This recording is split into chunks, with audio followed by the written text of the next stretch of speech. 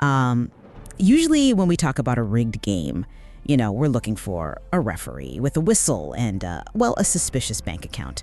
But on October 4th, FIFA dropped a quiet announcement that essentially handed Saudi Arabia the 2034 World Cup without an open contest, a transparent vote, or even a single opponent. Right. It was a completely closed loop, and it raises a massive question for us today. Was this a blatant manipulation of the rule book, like a series of backroom procedural traps? Or are we just looking at the new reality of global sports?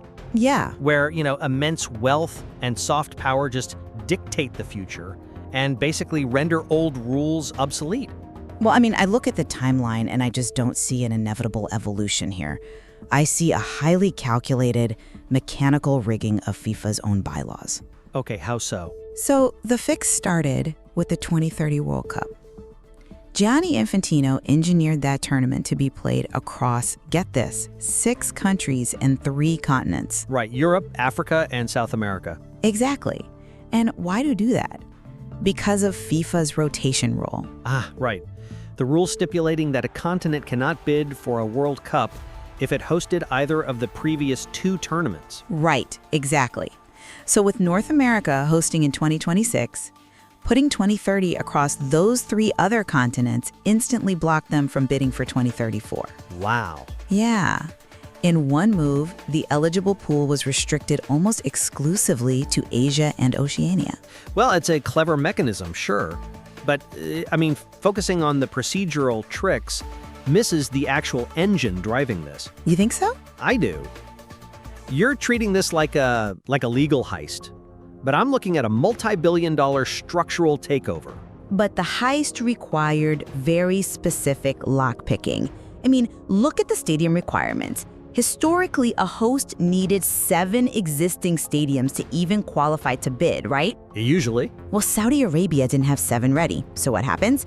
FIFA quietly slashes the requirement down to 4. Right, but that's because the rules are just malleable when billions of dollars of institutional support are applied. But wait, if the soft power is so overwhelming, why change the rules at the 11th hour? To make it seamless. But add to that the 25-day bidding deadline. They gave the rest of the world barely 3 weeks to put together a multi-billion-dollar bid. Australia realized they were walking into a trap, couldn't physically meet the deadline and dropped out. Sure. If Saudi Arabia had so much legitimate leverage, they could have just won an open vote. But they didn't need an open vote.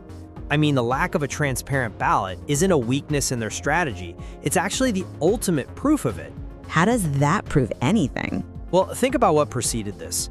Saudi Arabia spent years bringing in superstars like, Cristiano Ronaldo and Karim Benzema. Right, massive contracts. Exactly. Coupled with state-owned Aramco securing massive FIFA sponsorships, they executed a geopolitical playbook to buy international goodwill, which essentially made institutional resistance entirely impossible. So impossible that legal and human rights organizations actually filed official complaints accusing FIFA of violating its own integrity standards. Yeah, and what happened to those complaints? Well, nothing. Exactly, nothing. FIFA bypassed a transparent vote entirely and just crowned Saudi Arabia through an online acclamation meeting. Right, the virtual call. Yes, just a virtual call where delegates applaud the decision.